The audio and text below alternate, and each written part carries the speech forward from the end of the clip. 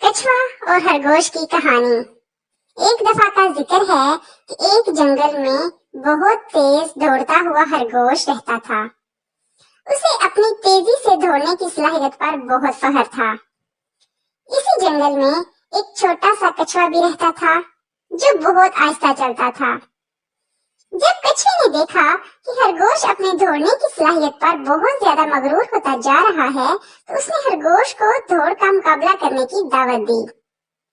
خرگوش نے کچھوے کے مقابلے کی دعوت کو قبول کر لیا۔ جب جنگل کے دوسرے جانوروں کو اس کا علم ہوا تو وہ بھی بہت زور سے ہنسے، کیونکہ خرگوش جنگل میں سب سے تیز دوڑنے والا اور کچھوا سب سے آہستہ چلنے والا جانور تھا۔ یہی وجہ تھی کہ یہ دوڑ کا مقابلہ جنگل کے تمام جانوروں کی توجہ کا مرکز بن گیا۔ اس مقابلے کو جیتنے کی یہ شرط رکھی گئی کہ جو بھی اس جنگل کا ایک پورا چکر لگا لے گا وہ جیت جائے گا۔ لومڑی کو اس مقابلے کی نگرانی کے لیے رکھا گیا۔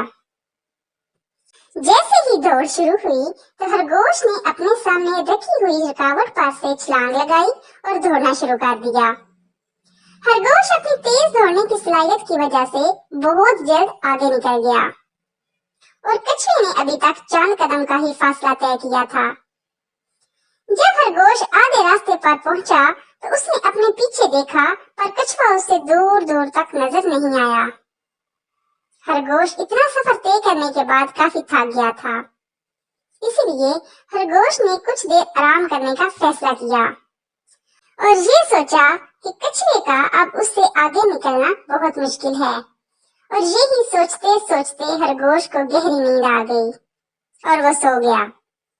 دوسری طرف کچھوا آہستہ آہستہ چلتا رہا اور وہ بھی کافی زیادہ تھک گیا تھا، پر اس نے کبھی بھی ہمت نہیں ہاری اور وہ بس چلتا رہا۔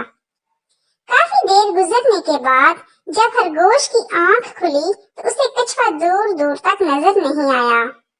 اس نے سوچا کہ شاید کچھوا ابھی اس سے بہت پیچھے ہے۔ یہی سوچ کر خرگوش پھر سے اپنی پوری طاقت سے دوڑا، پر اس وقت تک بہت دیر ہو چکی تھی، کیونکہ کچھوا پہلے سے ہی جنگل کا ایک چکر لگا کر اس مقابلے کو جیت چکا تھا۔ اس کہانی سے ہمیں یہ سیکھنے کو ملتا ہے کہ ہمیں کبھی بھی اپنے آپ پر غرور نہیں کرنا چاہیے۔ ہمیں کسی کو بھی اپنے سے کم نہیں سمجھنا چاہیے۔